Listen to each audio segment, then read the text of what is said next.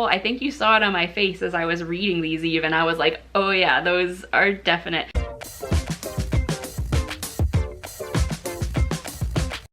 Hey guys, welcome back if you're returning. Welcome if you're new. Today I wanted to take a look at the BITE model of mind control and see if that means that my MLM experiences mean that I was in a cult. So if you're into anti-MLM content, you've probably heard of Dr. Steven Hassan. He was actually a former cult member himself, but went on to become a mental health professional and a cult expert.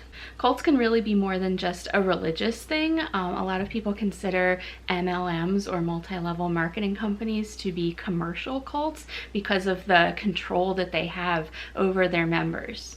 So Dr. Hassan created what he calls the BITE model, B-I-T-E, which stands for behavior control, information control, thought control, and emotional control.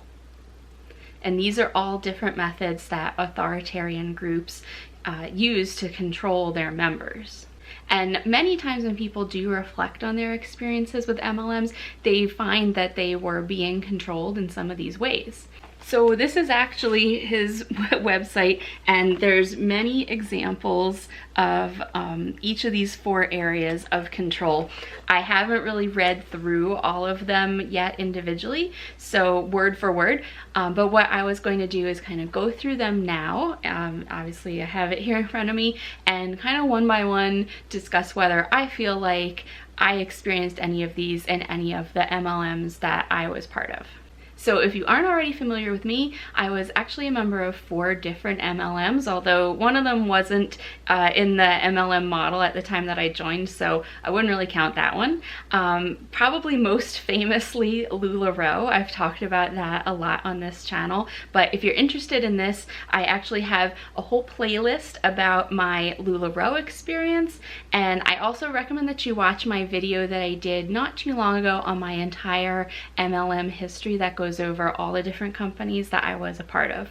But for now, let's take a look at the BITE model. So starting at the B with behavior control, the first item is regulate individuals' physical reality.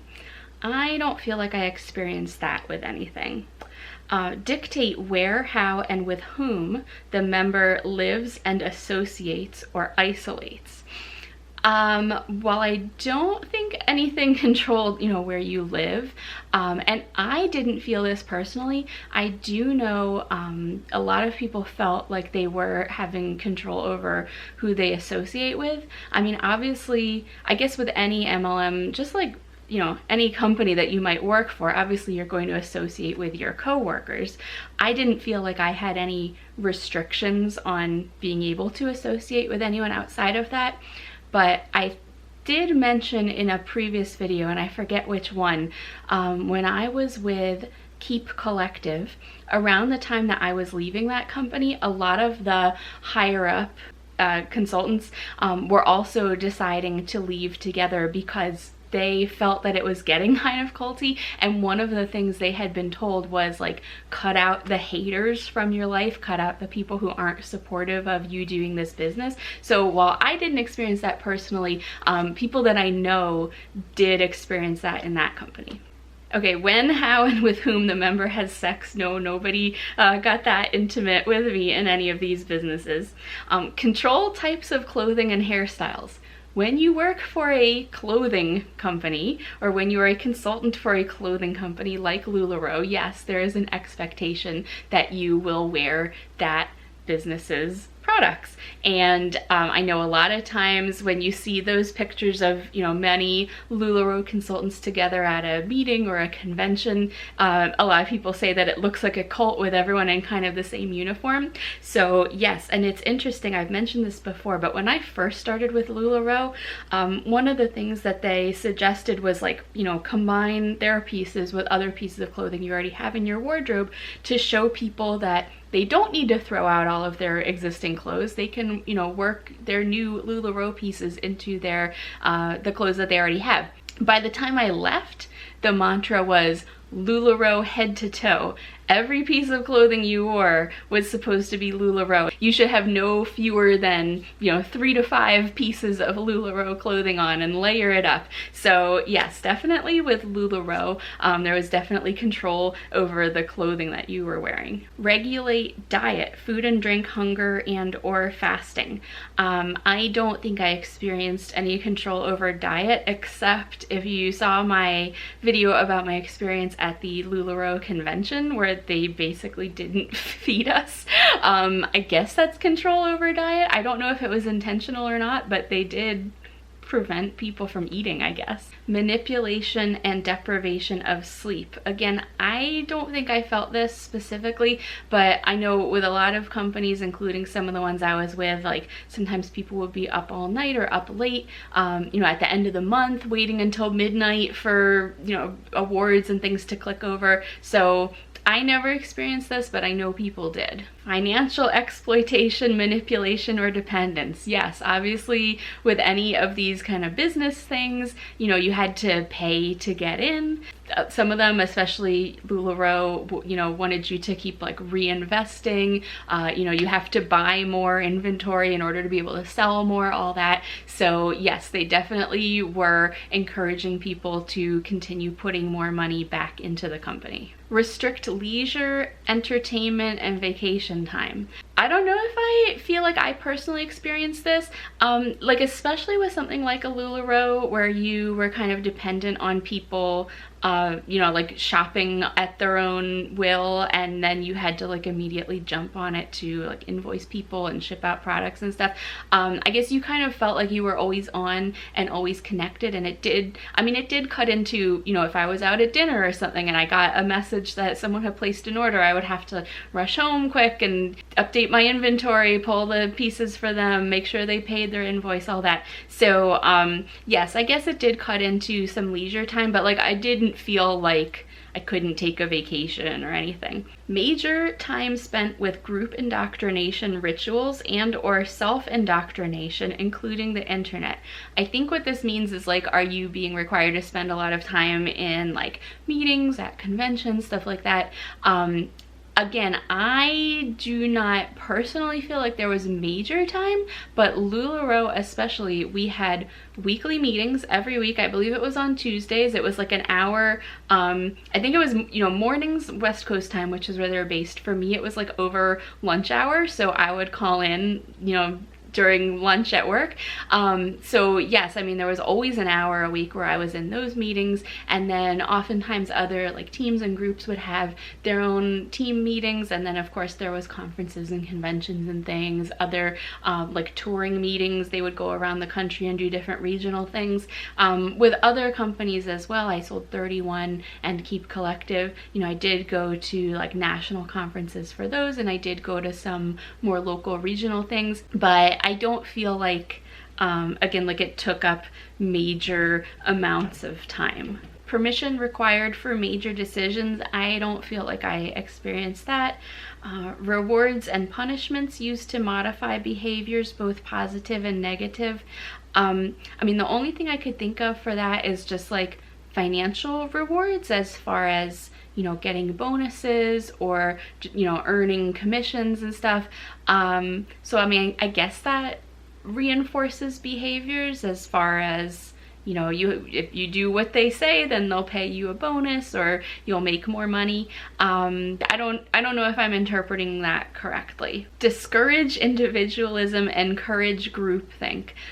Whether done overtly or not, I think yes. And I guess again, not just with MLM companies, but probably with anywhere that you work, they want you to like be on their team and be pro that company, obviously. I don't know about the group think part, but definitely they're encouraging everyone to kind of be for that company. And as far as discouraging individualism, again, with things like everyone encouraged to wear the same clothing, a lot of times things will kind of take off within those companies. Like there was a certain brand of shoes within LuLaRoe, which like everyone started getting into these shoes, and it was like, you know, forget your other shoes that you like, everyone collects these and wears these. So I could see that sort of thing. But again, I don't know if that's like from the top levels of the company that happening, or it's just sort of something that happens when a group of people get together, like things go through fads and become popular. So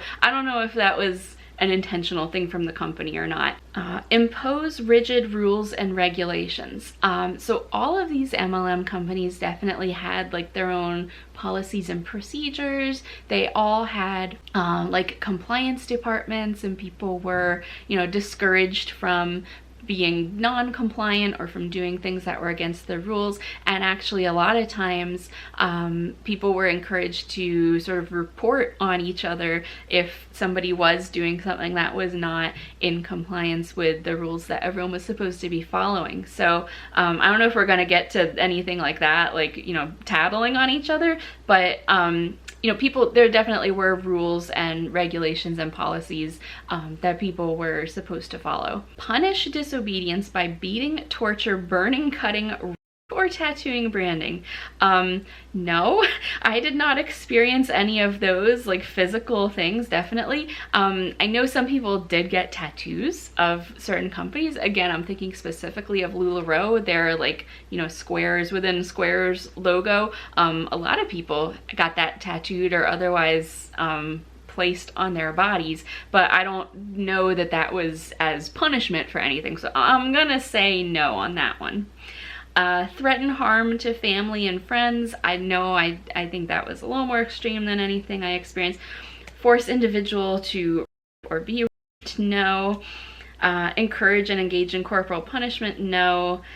Again, none of these like physical things were anything that I saw or experienced. Instill dependency and obedience. I would say yes. Again, not for me personally. Like it was never my goal to like quit my day job and do any of these things full time. So I was never, you know, reliant on any of these things for my income or for anything. But I know with a lot of MLM companies, LuLaRoe in particular for me, but a lot of them do encourage this, is like, you know, don't you want to quit your full-time job? Don't you want your spouse to retire and you can both live off of your income from this? So I know a lot of people, they do that. You know, both spouses end up reliant on this MLM company, and then, you know, you really are kind of dependent on them, and you obviously do have to remain obedient to them. If you watched any of the LuLaRoe documentaries, you might have seen some of the, you know, higher up consultants, members of the company who, like, if they left, something bad happened to them, they were punished in some way. Obviously they lost their financial income. So again, it didn't occur with me specifically, but I know, you know, once you get higher up and you're encouraged to kind of rely solely on this company, definitely it does make people dependent on it, and that is, I feel like, kind of the goal of a lot of these companies. Kidnapping, no. Beating, no. Torture, no. No. Separation of families, no. Imprisonment and murder, also no. So in the B category, the behavior control, I think definitely there were some minor kind of ways, at least for me personally, that I did experience some of this. Again, none of the physical stuff, but you know, so maybe we'll put B as a maybe. So the next category is I, information control. The first section is deception. Deliberately withhold information, distort information to make it more acceptable, or systematically lie to the cult member. So I guess, you know, with something like this, you are dependent on what the parent company, you know, chooses to tell people. I don't know if I would say that, you know, people lied specifically, but definitely, again, I mean, probably with any company, of course, they're going to maybe distort or not tell the whole truth to make themselves sound more successful, to get people to go along with, you know, what they're supposed to be doing. So, I mean, I guess I would say yes, I did experience that. But again, I don't know if it's MLM specific, probably you know, any company that puts out any kind of public messaging would do that sort of thing. Minimize or discourage access to non-cult sources of information, including internet, TV, radio, books, articles, newspapers, magazines, and media, critical information, former members, keep members busy so they don't have time to think and investigate, and control through cell phone with texting, calls, and internet tracking. Again, I don't feel like I personally had anything restricted from me, but I know a lot of MLMs especially will say, you know, like, oh, there's a Facebook group full of haters out there. Don't look at that group. When you see something negative about this company on the internet, don't read it. They are haters. They're lying about us. That's old news. You know, whatever they need to say, you know, don't give that video the clicks. Don't watch that. When the LuLaRoe documentaries came out, you know, it was don't watch them, don't give them the views that will just make it more popular. So I didn't experience that personally, but it definitely is something that's happening. Compartmentalize information into outsider versus insider doctrines. Ensure that information is not freely accessible. Control information at different levels and missions within group. Allow only leadership to decide who needs to know what and when. Yes, definitely, absolutely. In probably all of these companies that I was a part of, definitely as you move up the ranks, you know, you make like President's Council or something, and you get access to all this other information, and you know, you're informed about things before they happen, new products before they come out, that sort of thing. Maybe some of them even allow those people to have some kind of say in, you know, new product designs or policies or things. So yes, there definitely in MLMs is different levels of access to information at different levels within the company. Encourage spying on other members. Impose a buddy system to monitor and control member. Report deviant thoughts, feelings, and actions to leadership, and ensure that individual behavior is monitored by group. I already mentioned this in one of the other categories, but yes, I mean, in all of these companies, people were encouraged to sort of tattle on each other.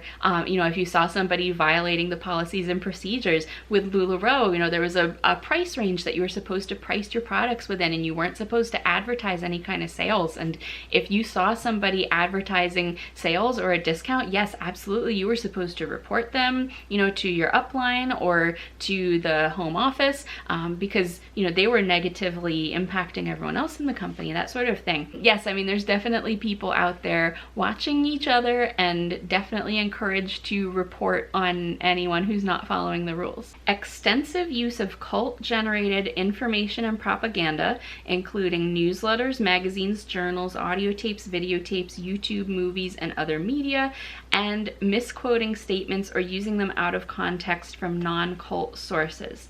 I know with a lot of other MLMs, you hear about this a lot with Amway, the fact that, like, you know, most of the higher up people aren't making their money so much off of the actual Amway products as they are selling like motivational tapes and books and seminars that they require everyone to go to. So I don't feel like I had that so much with any of the companies I was involved with, like that they created a lot of media and stuff. I mean, definitely they did put out newsletters and things for us to read, but I don't feel like it was really a way to like control and, you know, cut off my access to all other types of media or anything. Unethical use of confession. Information about sins used to disrupt and or dissolve identity boundaries. Withholding forgiveness or absolution. Manipulation of memory, possible false memories. I don't feel like I experienced anything like this. I don't know of anyone who, you know, this is like a little more intense. This is kind of back to more of like the physical things. So I don't feel like I am aware of anything like that with any of the MLMs that I was a part of. So within the information control section, definitely a couple. I think you saw it on my face as I was reading these even. I was like, oh yeah, those are definite. So again, definitely a couple things in there made some of these MLMs cult-like. All right, next up is thought control. Number 1, require members to internalize the group's doctrine as truth, adopting the group's map of reality as reality. instill black and white thinking, decide between good and evil, and organize people into us versus them, insiders versus outsiders.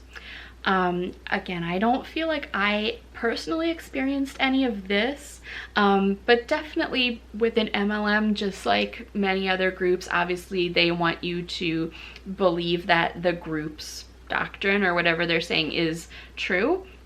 So I don't think that it was meant as a means of control, but again, probably anywhere that you work or are affiliated with would try to do something similar to that, I would think. Change person's name and identity. No, nobody did that with me, and I can't think of anyone that happened to. The only thing I could think is, like, especially with LuLaRoe, you were encouraged to, well, right before I started, a lot of people were setting themselves up as LLC business entities, and sometimes they would operate under like a different business name, but like I don't think that was like changing their name or identity. Use of loaded language and cliches which constrict knowledge, stop critical thoughts, and reduce complexities into platitudinous buzzwords. Yes, I mean, with probably all companies, they definitely had their like buzzwords and terminology that was regularly used.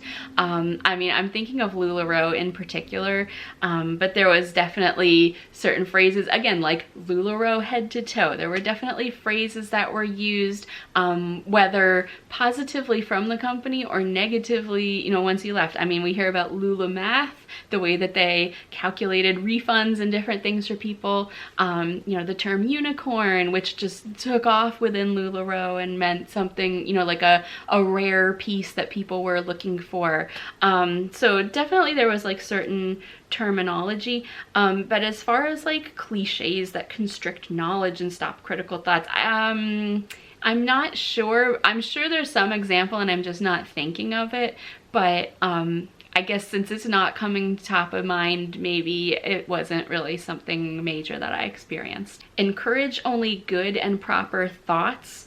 Again, I don't feel like my thoughts were controlled, so maybe this whole T section is kind of out the window, but I mean, definitely through some of the other means that we had already discussed, they did try to kind of restrict what people were aware of, and therefore maybe also were controlling thoughts. Hypnotic techniques are used to alter mental states, undermine critical thinking, and even age regress the member. I don't think I was hypnotized that I know of. Memories are manipulated and false memories are created. You know what's interesting? I was just thinking, like, I don't think someone was manipulating memories intentionally, but like with everything being on Facebook groups, for example, things could just be deleted. Whole groups can get deleted. And so maybe a lot of times, you know, like you knew something was out there, you knew you had seen something once, but like now it's all gone, now it's been deleted. And actually there's, you know, a kind of a big culture within like LuLaRoe or the ex-LuLaRoe consultant community of like taking screenshots, saving your receipts. Actually, I know people like within the LuLaRoe company had encouraged, you know, some of the higher up consultants in the company, like, make sure that you are saving screenshots of everything and keeping records and, you know, proof of different things. So I don't know if it's like intentionally like creating false memories, but I know I rely a lot on like, hey, I saw this online once, let me go back and look it up, and if it disappeared, then like my memory is poof. So maybe sort of for that one. Teaching thought-stopping techniques which shut down reality testing by stopping negative thoughts and allowing only positive thoughts, including denial, rationalization, justification, wishful thinking, chanting, meditating, praying, speaking in tongues, singing or humming. So meditating, praying, speaking in tongues, none of that happened in any of the MLMs I was in. Well, actually, okay, so 31, you know, it's a bag tote purse organizing company. They do have Christian roots and undertones, and some of our like small group team meetings did sometimes start with a prayer, but I mean, it wasn't like I didn't participate in that, and I don't feel like thoughts were being controlled by praying or any of those other things. Chanting, like maybe like sometimes at a big, you know, conference or something, they might get everyone to chant together. Again, I don't know if it's to stop people's negative thoughts, or, you know, obviously and other, you know, at sports events and things, people all chant together. So I don't know if that's a good example of that. But denial, rationalization, justification, wishful thinking, yes. And again, I can't think of like a specific example off the top of my head right now, but definitely there were times where, you know, something would come up, you know, negative in the media, and the company, I'm thinking especially LuLaRoe, would, you know, justify it or explain it away. The holes in the leggings, you know, they had a whole story about how, oh, you know, it's because they were manufacturing them so quickly that they ran out of the right kind of boxes in the factory, and they had to put them in these wooden crates with splinters, and it made little holes in the leggings, and that's why all the leggings are tearing apart. It's actually because we're doing so well and we're so busy. That is not why the leggings were tearing apart, but you know, that was a way that they rationalized it for us and kind of just shut down anybody thinking about or complaining about the quality issues with those products. So I'm not sure if that's exactly what was meant by this, but like I'll put that one as a maybe. Rejection of rational analysis, critical thinking, constructive criticism. Again, I mean, especially with constructive criticism, these companies will kind of just throw out criticism of themselves or explain it away. So I could see that being a maybe. Forbid critical questions about leader, doctrine, or policy aloud. I mean, I am someone who questions policies and things. I don't know if I would like take it to the company or just kind of complain about it within a small group. And I don't know that it was, you know, rejected or like not allowed, but I could see that being a means of control for some of these companies. Labeling alternative belief systems as illegitimate, evil, or not useful. I mean, again, since it's not like a belief system, I don't know if this is applicable. Actually, what I was thinking as I read that was like MLM companies kind of competing against each other, and especially, you know, two companies in the same category trying to explain how our company is better than this other company that, you know, has a similar product. Obviously with LuLaRoe, there's other clothing MLMs out there. There were even other MLMs started by family members of the same people that started LuLaRoe, that were built on the same model, that sold very similar products. And, you know, why is our company better than their company? Now with something like a jewelry company, there's like a million jewelry companies out there, MLM or not. And I don't know that we really got like, you know, why one is bad or good, but definitely within LuLaRoe, there was definitely comparison between the other similar companies, and maybe not like a rivalry, but definitely a sense of like, here's why this is better and we're the original, and, you know, all of that. Instill new map of reality. Again, that sounds like a little more extreme. I don't think that I experienced anything like that. So for the T, thought control section, again, maybe a couple. I feel like this one was maybe a little lesser than some of the others as far as what I experienced in MLM, but I could see how somebody who kind of gets more sucked in maybe would experience a little bit more of that. And the last category is emotional control. Manipulate and narrow the range of feelings. Some emotions and or needs are deemed as evil, wrong, or selfish. I mean, I know, you know, just like if people got upset, maybe they were encouraged to not be upset, but, you know, like their worries were explained away or something. So I don't know if people were told that they were evil or wrong, but kind of just going back to like thought and information control more, you know, like whatever problem that you heard or came up with could kind of be explained away. And so maybe if you were feeling upset, maybe, you know, you shouldn't feel upset, and here's why. Teach emotion stopping techniques to block feelings of homesickness, anger, or doubt.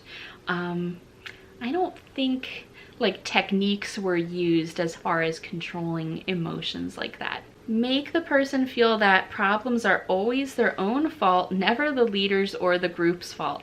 Yes, definitely on that one. I mean, you know, like, especially in LuLaRoe, I keep going back to that as an example, but I feel like they they maybe did so many of these. But you might have heard the clip of one of the founders of LuLaRoe telling consultants, you know, the product isn't stale, you're stale. You know, it's not the company's fault that we're making ugly products that nobody wants to buy and they're falling apart. It's your fault for not marketing them correctly or not having enough inventory on hand for people to select from and that sort of thing. So yes, I could see that one definitely being one. Promote feelings of guilt or unworthiness, such as identity guilt, you're not living up to your potential, your family is deficient, your past is suspect, your affiliations are unwise, your thoughts, feelings, actions are irrelevant or selfish, social guilt, historical guilt.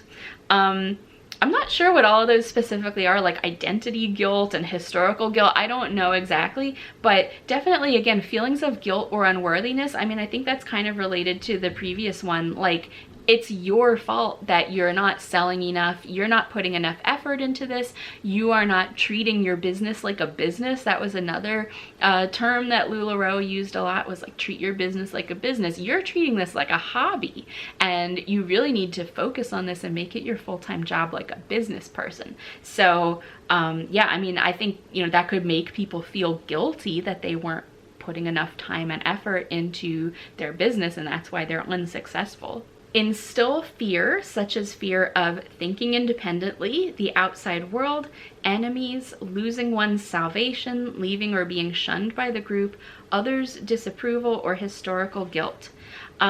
You know, I was gonna say I don't feel like I experienced any of these or that I witnessed any of these until I got to leaving or being shunned by the group, because there definitely was kind of a policy of, you know, once somebody leaves the company, you cut off ties with them. And so if that is a fear of somebody, if they, you know, would want to leave, but they don't want to lose all the friends and connections they've made, I could see that being a fear that might keep somebody with the company for longer. For me personally, it's interesting because, you know, I left around the same time that a lot of other people were leaving. So a lot of people remained friends and connections because, you know, we all left at the same time. But I did not unfriend anyone from LuLaRoe or any other previous company that I had been with, but a lot of times they would unfriend me. So you know, you just notice one day that you're not seeing Facebook posts from them anymore. I don't think that I was specifically blocked by anybody, but they definitely did cut off from me. Extremes of emotional highs and lows, love bombing and praise one moment, then declaring you are a horrible sinner. So I didn't experience like these flip-flopping highs and lows, but I did just want to touch on love bombing because that wasn't covered in any of these other areas, and it's a term that you might hear a lot if you, again, are listening to like anti-MLM content or other cult kind of content. But love bombing is like, you know, when they tell you how great you are and like, oh my gosh, you are going to be like a business star in this business, you are killing it, you know, we're going to invite you to these like leadership like leadership development things, we see a lot of potential in you, that sort of thing. And they really just, you know, especially early on, like tell you how fantastic you are doing, and that makes you want to stay and continue being part of it. And I definitely experienced that. It's sort of funny because I've always been like the good kid, like good two shoes overachiever, and so maybe I'm just used to experiencing that anyway from my life, so maybe it like didn't seem weird to me. But looking back, like when I started with 31, I was selected to do some kind of like leadership development thing, like we really see a lot of potential in you as a potential future leader. And so I did like this whole other development thing, which by the way, I never became, you know, any further kind of leader in 31. So I don't know if that was something that like I really was showing a lot of promise and like, I know it was only a couple people from our team that did get selected from that. And I know that LuLaRoe had something similar, like leadership development things. So I just wanted to touch on the love bombing aspect of that. But as far as highs and lows, I personally didn't experience that. Ritualistic and sometimes public confession of sins. Again, that's not something that I experienced. Phobia indoctrination, inculcating irrational fears about leaving the group or questioning the leader's authority. No happiness or fulfillment possible outside the group. Terrible consequences if you leave. Hell, demon possession, incurable diseases, accidents, insanity, 10,000 reincarnations, etc. Shunning of those who leave. Fear of being rejected by friends and family. Never a legitimate reason to leave. Those who leave are weak, undisciplined, unspiritual, worldly, brainwashed by family or counselor, or seduced by money, sex, or rock and roll. Threats of harm to ex-member and family. So again, I never experienced any of that. There was never any like threats of what might happen if I left any of these.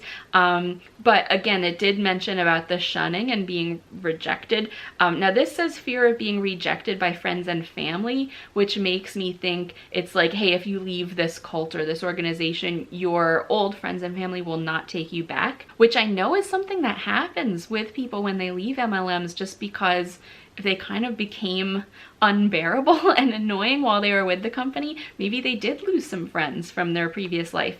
But again, while I don't think I experienced that personally, definitely it was kind of a fear that you would lose your friends and connections that you made while you're part of the company.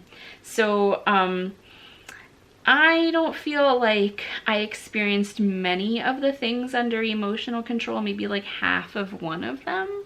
So that was the entire BITE model, B-I-T-E, behavior, information, thought, and emotional control.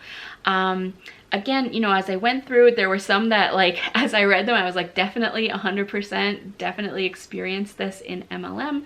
A lot of them, like, I don't feel like we're applicable. Maybe if you twist them a certain way, they might be applicable to that experience, or I just didn't feel like I had experienced them. So what do you think? Was I involved in a cult in any of my MLM experience? In my opinion, no. I don't feel like I personally was involved in a cult, but I know some people may have had a more of a cult-like experience. Again, if you were in a position where you were basing, you know, your entire life and income on this organization and this business, definitely I could see it being more cult-like of an experience. For me personally, you know, I still had my whole job and career and life outside of these. You know, all of my MLM experience was always kind of like a fun side hobby for me, and I never like fully committed my entire life into that. So maybe it didn't have like such a strong hold over me. But in my personal experience, I don't think that I experienced any of these as a cult, but I could totally see how someone could and would have that experience. So thank you for watching. I hope you found this look at the BITE model interesting. You know, it's something that I often hear referenced, and I hear little pieces of it pulled out in some of this anti-MLM content, but I also had never gone through and looked at like every aspect of every piece of the model. So hopefully that was interesting to you as well. If you like this, please give it a thumbs up. Check out some of my other LuLaRoe MLM videos, and thank you for watching. I will see you next time. Bye.